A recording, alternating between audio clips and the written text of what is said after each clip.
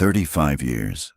That is the number a jury of 12 people handed down in a Texas courtroom on a Thursday afternoon in June 2026. Not 99 years, which was the maximum on the table. Not life. 35. And when that number was read aloud, a 19-year-old young man in a suit and tie put his head down and sobbed. On the other side of that same courtroom, a family that had spent 14 months waiting for this moment did not celebrate. They could not, because the person they came to that courtroom for was already gone. Gone for over a year. Gone since a rainy Tuesday morning in April 2025. Gone at 17 years old. And it all started over a tent. Not a weapon, not a robbery, not a years-long feud or a gang rivalry or a drug deal gone wrong. A tent. A school tent at a high school track meet. That is where two teenage boys who had never once crossed paths in their entire lives ended up face to face in the rain. And within minutes, one of them was dead on the ground, and the other was in handcuffs with a future that had just collapsed into nothing. Before we go any further, this case involves the violent death of a 17-year-old. It involves graphic testimony, racial fault lines that cracked an entire community wide open, and a trial that held the attention of this entire nation for reasons that go far beyond what happened in that tent. If that is not something you are in a position to sit with right now, there is no shame in stepping away. But if you are staying, buckle in, because this story does not let up from start to finish. If you are new here, welcome to CAC Crime Trending. This channel covers the cases the rest of the world moves on from too quickly. The missing, the overlooked, the ones that deserve more than a headline. Hit that subscribe button right now so you never miss a case, and drop a comment below letting us know where in the world you are watching from. We have viewers from every corner of the globe, and every single comment reminds us why this work matters. Now, let us go all the way back to the beginning. Because to understand how a jury in Collin County, Texas ended up handing a 19-year-old a 35-year sentence, you need to understand who these two boys actually were before that morning. You need to understand the families, the city, the 14 months of chaos that followed, and the question that legal experts are already saying is far from settled. Because this case is not over, not even close. This is the full story of Karmelo Anthony and Austin Metcalf. Frisco, Texas sits roughly 30 miles north of Dallas, one of the fastest-growing cities in the United States, built on gleaming school campuses, professional-grade athletic facilities, and a civic identity rooted in ambition. Two families lived inside that reality. Both had teenage sons, both had serious futures being built. And on the morning of April 2nd, 2025, both had every reason to believe it would be just another competition day. Austin Matthew Metcalf was born July 31, 2007. He was a junior at Frisco Memorial High School, 6 feet tall, 220 pounds, an MVP linebacker with a 3.97 GPA and a National Honor Society membership. Division I college football programs had already recognized his ability. His father Jeff described football as Austin's pride and joy, calling him a leader of men whose intensity on the field reflected who he was off it. His mother Megan remembered him as a morning person, a hugger, someone whose presence filled a room before he said a word. Austin had an identical twin brother, Hunter. Hunter arrived minutes after Austin, and though Austin was technically the older brother by that margin, Hunter said he always looked up to Austin as the big brother. The dynamic between them was straightforward. They trained together, competed together, and showed up to every meet as a unit. At Frisco Memorial, they played football side by side. On March 31st, 2025, 2 days before the track meet, Austin posted on X, "Faith that God got me and my work will pay off." That post would eventually reach over 2.5 million views. Not because of what it said, but because of what came 2 days later. 4 days before April 2nd, the brothers went on a hunting trip with their father. On that trip, Austin took down his first wild hog. It is a detail that matters not for its drama, but for what it represents. a 17-year-old athlete in the field with his twin and his father, fully present, everything still ahead of him. Karmelo Sincere. Anthony was born May 10, 2007, in Baton Rouge, Louisiana. He was the eldest of 4 children, 2 younger brothers and a sister. His father, Drew Anthony, originally from New Orleans, had relocated the family to North Texas in 2021 in pursuit of better opportunities. Drew worked his way into a general sales manager role at Pegasus Chrysler Dodge Jeep Ram and was, by every account, his son's loudest supporter. He celebrated Karmelo's milestones publicly and consistently. For Karmelo's birthday, Drew surprised him with a Lexus IS 250. Karmelo's mother, Kayla Hayes Anthony, ran a faith-centered household. Family photographs showed vacations, a well-maintained home, and a life that reflected genuine stability. At Centennial High School, Karmelo had built a serious athletic profile. He carried a 3.7 GPA, stood 6 feet tall, and was captain of both the football and track and field teams, a running back with college programs paying attention. Texas Lutheran University, McPherson College, and Centenary College had all extended offers. Athletics ran in the family.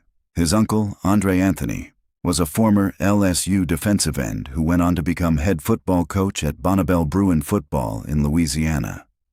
Outside of school, Karmelo held jobs at both Foot Locker and HEB for 2 years. He had no prior criminal record of any kind. 2 boys, 2 families anchored in faith, hard work, and athletic identity. They attended schools 5 miles apart within the same school district. They competed in the same sports at the same competitive level in the same city. And yet, every verified account from every witness, from family members on both sides, confirms the same fact. Austin Metcalf and Karmelo Anthony had never once crossed paths before April 2nd, 2025. That morning was the first time they were ever in the same space. It was also the last. Wednesday, April 2nd, 2025. UIL District 11-5, a championship track meet. Kuykendall Stadium, Frisco, Texas. Multiple high schools competing. The morning starts normally, athletes warming up, coaches with clipboards, families making their way into the stands. Then the sky shifts. Thunderstorms roll in, heavy and fast, and the meet is put on hold. When rain delays a track meet, each school retreats to its designated team tent. That is not a written rule. It is understood culture at every level of competitive track. Your tent is your school's space. Your gear is in it. Your coaches run from it. Your athletes wait under it. It is your boundary. That morning, every school at Kuykendall Stadium had a tent. Except one. The Centennial High School team had initially sheltered in the dugout of an adjacent baseball field during the downpour, but they were asked to leave. Without a tent of their own, Karmelo Anthony made his way into the bleachers and sat down under Memorial High School's pop-up tent, among athletes he did not know, from a school he did not attend. Students immediately noticed. One witness later testified it threw him off entirely to see Anthony there, describing him as a random kid who came out of nowhere, not with any friends, not recognized by anyone under that tent. Students began telling Anthony to leave. Then more students told him.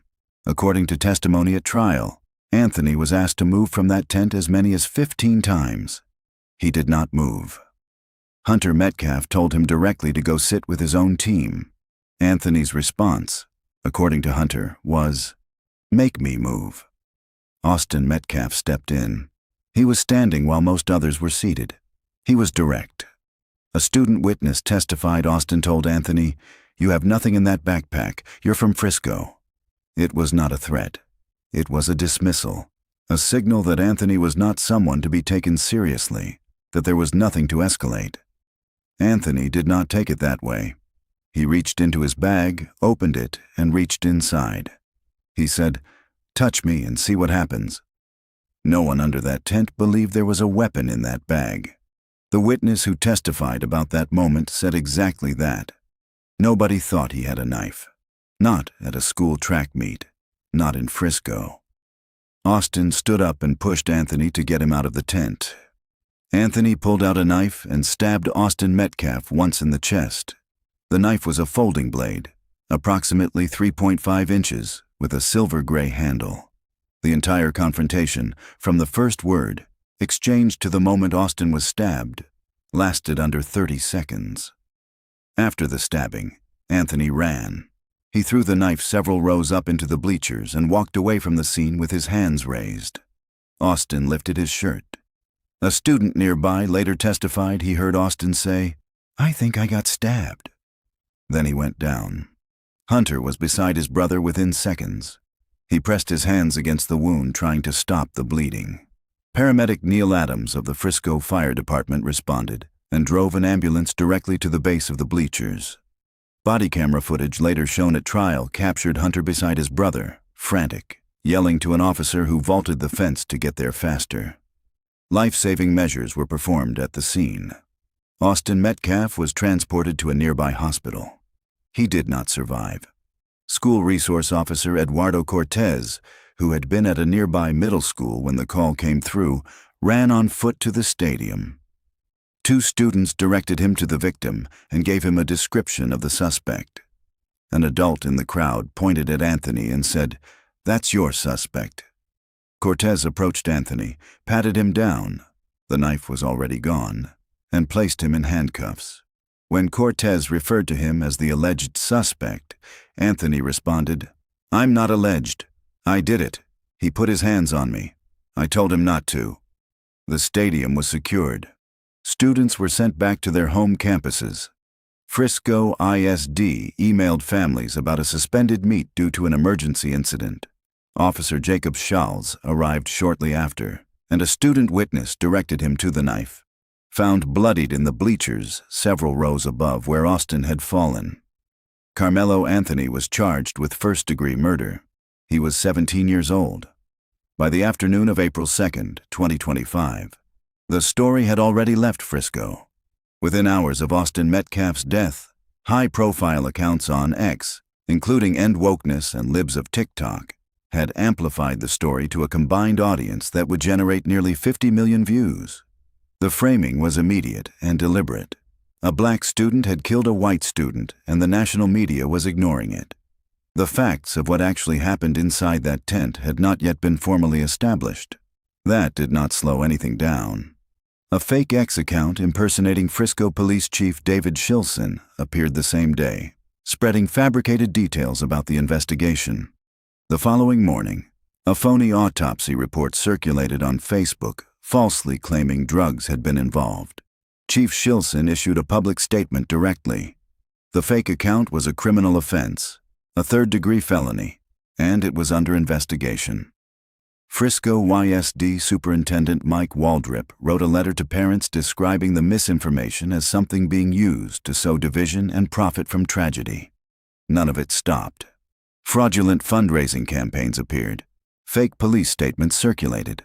The same photograph of Jeff Mattcalf was shared with a false caption claiming he was pictured alongside the judge and district attorney, a claim Collin County authorities formally debunked. Both families' home addresses were posted across social media platforms within days. Kayla Hayes Anthony confirmed publicly that everything connected to the case had been exposed online. Attorneys, police officers, employers, home addresses, all of it. The Anthony family was forced to relocate to a rental property in a secure location. Jeff Mattcalf was swatted 6 times. Megan Mattcalf was swatted twice. Images and video captured SWAT officers with guns drawn responding outside Jeff Mattcalf's home on a call that nobody inside had made. Jeff eventually had to leave his job entirely because of the sustained harassment. Karmelo's stepfather took leave from his employer for the same reason. A fundraiser titled Help Karmelo Official Fund launched on Give Send Go within days of the arrest, after GoFundMe had removed an earlier campaign citing its policy against fundraisers for those accused of violent crimes. Give Send Go co-founder Jacob Wells confirmed the bulk of the money was intended for legal defense, security, and relocation costs. Over the following 14 months, more than 18,000 individual donations poured in. By the time the jury returned its verdict on June 9, 2026, The campaign had raised over $635,000. Give Send Go shut it down the following day, citing its policy against campaigns that financially reward those convicted of violent crimes. On April 17, 2025, the Anthony family held their first public press conference, organized by Dominique Alexander of the Next Generation Action Network, the activist group that had become the official spokesperson for the family. Jeff Mattcalf showed up. Alexander had him removed before the event began, calling his presence a disrespect. Hours later, Jeff Mattcalf's home was swatted again. When the trial finally opened in June 2026, a small group of white nationalists positioned themselves outside the Collin County courthouse, alongside new Black Panther Party members and other demonstrators, each faction using two grieving families as a backdrop for their own agendas. 14 months had passed since the stabbing. The temperature had not dropped. It had climbed. If you watch true crime on YouTube, you already know how most channels cover a trial. Verdict, sentence, maybe a quote from the family, done. What they skip is the part that determines whether justice was ever possible in the first place. The room where the jury gets built. That is where this case cracked open in a second way.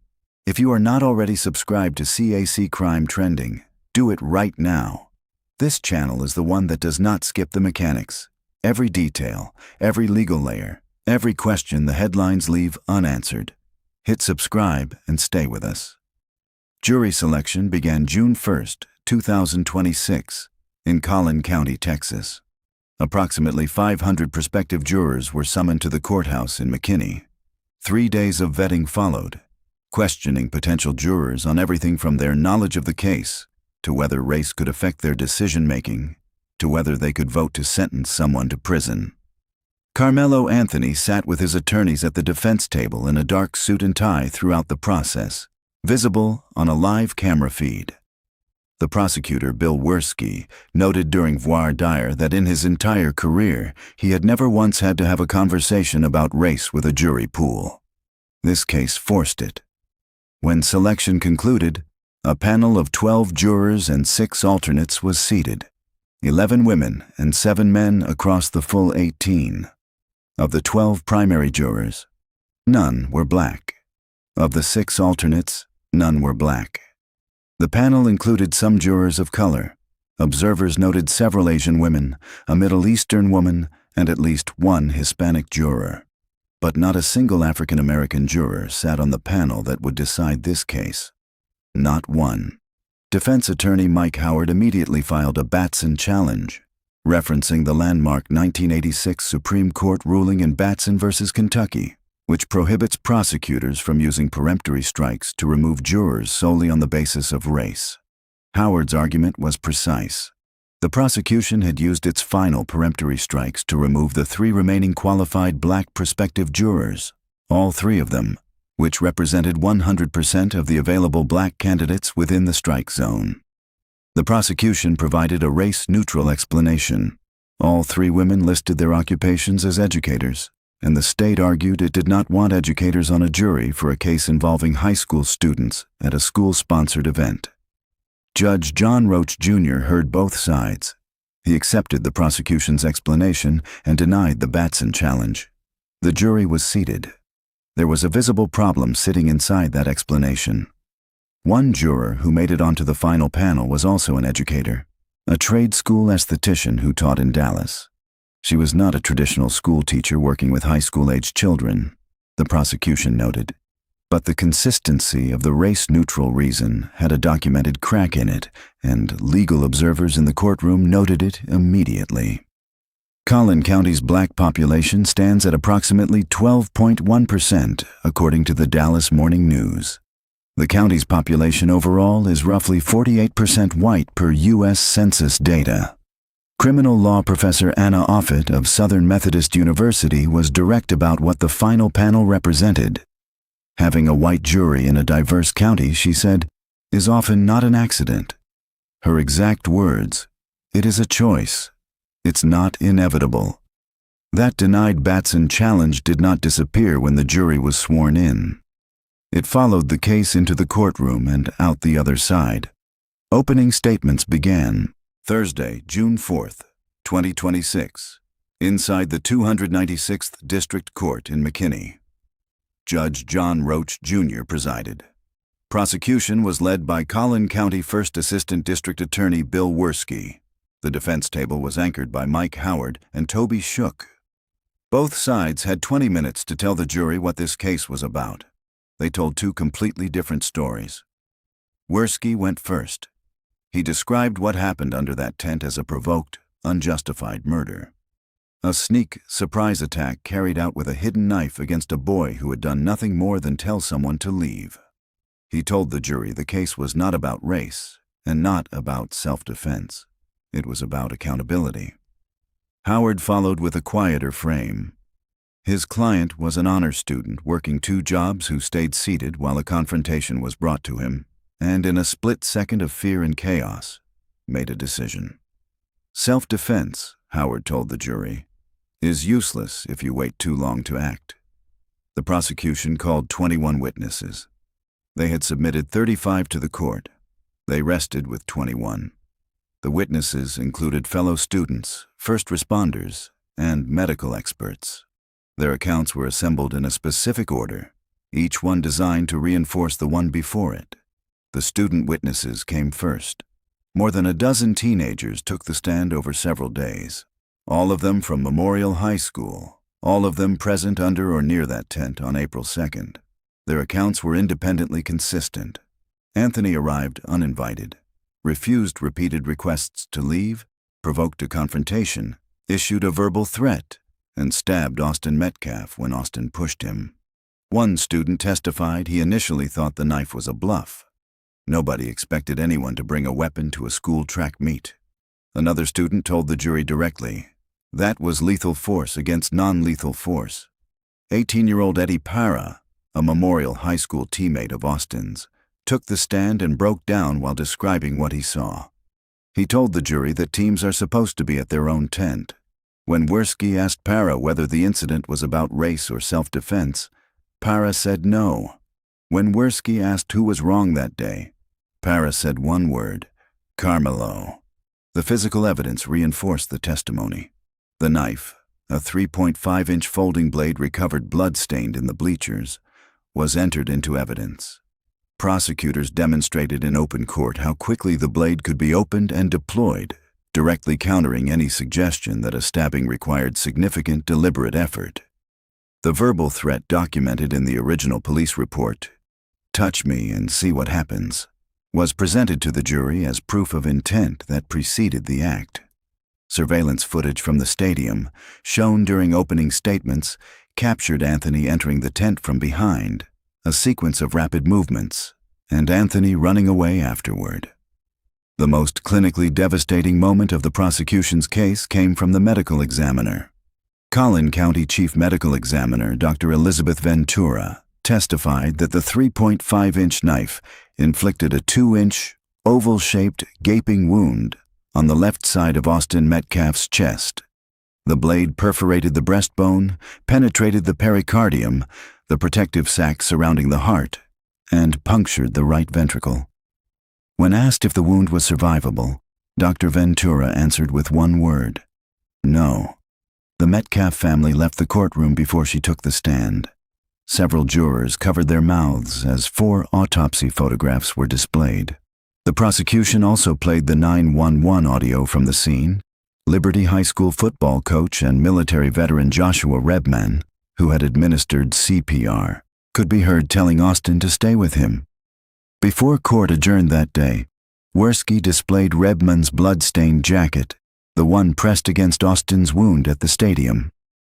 Legal observers noted the timing of that exhibit was deliberate. The jury carried that image into the overnight break. The defense rested without calling Karmelo Anthony to the stand. The decision was consistent with standard legal strategy. Anthony had already told police he did it, and putting him before Werski on cross-examination carried a risk the defense was not willing to take. Instead, the defense built its case around track culture and legal standing. Centennial High School track coach Adam Linwood testified that athletes commonly moved between team areas at meets, and confirmed that Frisco ISD had no written policy at the time prohibiting athletes from sitting under other schools' tents. He also confirmed, under cross-examination from Werski, that there is no reason an athlete should bring a knife to a track meet. Frisco PD Detective Bo Riley, called by the defense, testified that the knife Anthony carried was legal to possess in Texas, including at stadiums. A blade under 5.5 inches is not a criminal offense. The defense also called a Memorial High School student who claimed Anthony had been surrounded before the stabbing. Werski dismantled that account on cross-examination, showing surveillance footage that appeared to place the witness looking in another direction entirely at the moment he claimed to have been watching. The witness's story shifted noticeably under the camera evidence. He told the court he could not really tell whether what he saw happened before or after the stabbing. After the defense rested, the judge denied their motion for a directed verdict. Before sending the jury to deliberate, Judge Roach instructed them they could return a verdict of manslaughter instead of first-degree murder. The legal distinction is intent. Manslaughter does not require the jury to find that Anthony knowingly caused Mattcalf's death. First-degree murder does. That off-ramp was available. The jury examined the evidence, the testimony, the footage, and the medical examiner's findings, and they did not take it. Closing arguments concluded on the morning of Tuesday, June 9, 2026. Judge John Roach, Jr. sent the jury to deliberate. Due to the national attention surrounding the case, Roach had issued strict courtroom restrictions months earlier. No photography, no video recording, no audio capture of any kind. A maximum of 9 media members were permitted inside at any time. Every image that reached the public from inside that courtroom was a hand-drawn sketch produced by courtroom artist Pat Lopez. Outside the Collin County Courthouse in McKinney, a crowd had gathered in the summer heat, temperatures pushing 90 degrees. Dominique Alexander of the Next Generation Action Network held a press conference in the parking lot as jurors deliberated inside. Anthony supporters stood with signs reading "Justice for Karmelo Anthony." The crowd waited. Back inside, the courtroom was sealed and full. About 150 people who could not get a seat remained on the second floor, unable to enter. 3 bailiffs and 2 sheriff's deputies were stationed inside the room.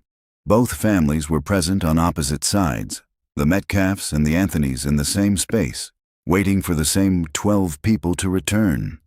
The jury deliberated for approximately 2 hours and 20 minutes. When word came that a verdict had been reached, Judge Roach returned to the bench and addressed the gallery directly. No outbursts, no exceptions. Anyone who disrupted proceedings would be held in contempt. The room went still. Defense attorney Mike Howard placed his arm over Karmelo Anthony's shoulder as the jury filed back in. Anthony stood. Guilty. First-degree murder. Unanimous. Anthony put his head down and broke down. His mother, who had entered the courtroom already in tears before proceedings began, wept openly. His grandmother, seated nearby, was visibly broken. Drew Anthony sat beside them, absorbing a verdict that had just turned his son's life into something unrecognizable. On the other side of the room, Jeff Mattcalf placed his hand firmly on Hunter's shoulder. Several students who had known Austin and been present at the stadium that morning were crying in the gallery. Immediately after the verdict was read, Judge Roach remanded Karmelo Anthony into the custody of the Collin County Sheriff's Office. The punishment phase would begin the same day. Outside the courthouse, the crowd received the news with groans. No violence, no confrontation. One man, Michael Jeter, stood in front of a camera and said what many on both sides of that crowd were feeling. This is a no-win situation on either side. Either way it goes, someone loses. A man in the crowd was arrested by officers outside the courthouse for reasons that were not formally disclosed. The crowd, which had chanted and demonstrated for days, slowly went quiet. The verdict had barely settled when the punishment phase began. Both the prosecution and the defense waived their right to opening statements. The prosecution called no witnesses at all, a deliberate decision, a signal that everything they needed the jury to feel had already been put in front of them over 9 days of trial. Karmelo Anthony also waived his right to testify during the punishment phase. He had not spoken during the trial. He would not speak now. The defense called one witness. His mother, Kayla Hayes. Anthony took the stand minutes after her son was convicted of murder. She told the jury he was her oldest, her firstborn, that she loved him very much and that he would always be her baby. When the defense asked her directly whether her son regretted what he did, she said yes, that he was very sorry. When Wersky rose to cross-examine her, he kept it simple. He asked whether, regardless of what the jury decided that day, her son would still get to be part of her life. She said yes. That single exchange, 20 seconds long, landed differently on opposite sides of that courtroom. The Mattcalf family had no equivalent answer to give. The defense then argued sudden passion, a Texas legal provision that, if accepted by the jury, would have reduced the sentencing range from 5 to 99 years down to 2 to 20 years. The argument was that Anthony reacted in a split second of genuine fear, with no time for calm reflection, making the legal standard for sudden passion applicable. Wersky countered it directly. He told the jury sudden passion, by definition, must be caused by provocation from the person killed. The person doing the provoking that morning, he said, was Karmelo Anthony. He closed his argument with 2 lines the jury carried into deliberations. Mercy to the guilty is cruelty to the innocent. And, regardless of what you do today, plenty of life sentences have already been handed out in this case. The jury rejected sudden passion. They then deliberated on the sentence for approximately 2 hours and 20 minutes. They returned with 35 years. After the sentence was read, the Mattcalf family was given the floor. Austin's aunt spoke first. She told the court she would never forget the phone call from her sister telling her what had happened. She said her heart broke for Hunter, for a twin who had lost the other half of himself. Then she turned to Anthony and asked the question the family had been sitting with for 14 months. Why could you not have just left? Megan Mattcalf spoke next. Anthony's head was down when she began. He raised it slightly as she talked. She told the court Austin did not just die. He was taken. She described conversations that now only happen at his grave. She told Anthony directly, "You should feel lucky you got 35 years." She had been sentenced to a lifetime without her son. Jeff Mattcalf stood last before Hunter. He addressed Anthony and told him not to look down. He called him despicable. He described Austin as a boy, a twin, a son, a leader, a true warrior, a child who grabbed his finger as a newborn and never let go. Photos of Austin filled a large screen behind him as he spoke about the scholarship established in his son's memory, created so people would know what it means to be a leader. He said Austin's death did not just break his heart, it broke his nervous system. Then he slammed his fist on the table and told the courtroom that grief is not sadness. It is rage, pure, unfiltered rage. He told Anthony he had been swatted 6 times. He told him the gag order that had silenced him for 14 months was now over. He told him it was never about race. We all bleed the same color. Then he said the line that cut through everything. You can't look me in the eyes right now, but you can stab my son in the heart. After he finished, Jeff Mattcalf walked past Anthony, 2 feet away, and stared at him the entire time. Hunter Mattcalf spoke last. He asked Anthony to look him in the eye. He said, if you could just do that, he would respect it. Anthony kept his head down for the entirety of Hunter's statement. He never looked up. The morning after the verdict, the Texas Department of Criminal Justice took custody of Karmelo Anthony. He was transferred out of Collin County and transported to the Wallace PAC unit, a medium-security state prison near Navasota, approximately 30 miles southeast of College Station. The Texas Department of Criminal Justice released a new photograph of him taken during intake. He had shaved his head. He was wearing a sleeveless prison tunic. He was 19 years old. That same morning, he filed paperwork from inside the facility. In a 1-page document prepared by hand and submitted directly to the Collin County Court, Anthony filed a notice of appeal and a pauper oath. a formal declaration of financial destitution requesting a court-appointed appellate attorney. In his own words, he described himself as a penniless, destitute, and indigent person, too poor to employ counsel to represent me on the appeal. Collin County court records confirmed quickly that an appellate attorney had already been assigned, Donnie Perales, a McKinney-based attorney with Chesley and Perales. Whether the same defense team that represented him at trial would play any role going forward remains unclear. The Give, Send, Go fundraiser that raised over $635,000 for his defense, confirmed by his mother Kayla Hayes as having gone toward his legal fees, is listed as inactive. It was shut down by Give, Send, Go the day after the conviction. What Anthony is appealing, and on what specific legal grounds, was not formally specified in the documents filed. Collin County court records at the time of filing did not indicate the stated basis, but multiple legal experts have already identified the most probable foundation: the denied Batson challenge from jury selection. To understand why that matters, you have to understand what an appellate court actually does. It does not rehear witnesses. It does not re-examine testimony. It reads the record, the transcript, the motions, the rulings, and the reasoning behind them. What that record shows in this case is the prosecution using its peremptory strikes to remove all 3 remaining black prospective jurors, providing a race-neutral explanation that the 3 women were educators, and then keeping an educator on the final panel. The inconsistency is documented. Judge Roach accepted the explanation and denied the challenge.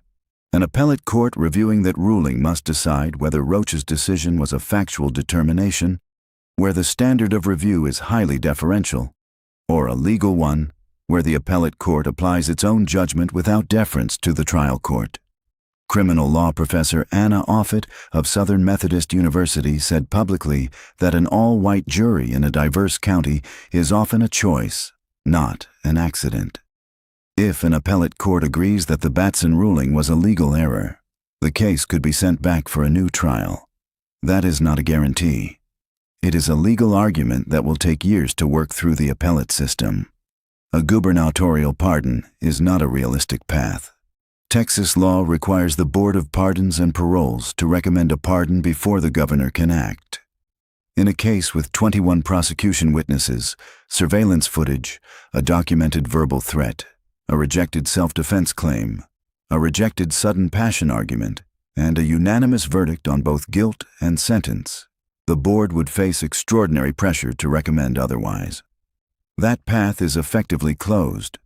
What is not closed is the parole process, though it is a long road. Under Texas law, Anthony must serve at least half of his 35-year sentence before he becomes eligible for parole consideration. He is 19 now. He will be at minimum 36 or 37 years old before the Texas Board of Pardons and Paroles reviews his name. And consideration is not release. The board examines prison conduct, rehabilitation programs completed, and the nature of the original crime. The victim's family has a direct voice in that process every single time an application comes forward. Jeff Mattcalf made his position on that clear the morning after the verdict. He told reporters, "I will be there. Every hearing, every time." That same morning, Jeff Mattcalf told CBS Texas that when he woke up for the first time since April 2nd, 2025, he felt 1 million pounds had been lifted off his shoulders. He said it was the first morning in 14 months he woke up with peace. He also said what would stay with him longest was not the courtroom, not the verdict, not the 35 years. It was the body camera audio from the stadium, hearing Hunter's voice screaming, oh God, my brother, my twin." As a parent, he said, you always want to protect your kids, and he was not there to fix it. This case is not over. The appeal has been filed. The parole clock has started, and 2 families are living the rest of their lives with what 30 seconds produced on a rainy Tuesday morning in Frisco, Texas. If you want to know every development in this case as it happens, the appeal ruling, the parole hearings, every turn this story takes, subscribe to CAC Crime Trending right now. This channel does not drop a case when the verdict comes in. We stay with it. We cover it fully. Hit subscribe and turn on notifications so you never miss an update. This is the only channel covering true crime at this level of depth and accuracy. We will be here when this case moves again. Austin Metcalf was 17 years old. Karmelo Anthony will spend at least the next 17 years in a Texas state prison before anyone even considers his name for release. One morning, one decision, 30 seconds, and consequences that neither family, neither city, nor this country has finished reckoning with.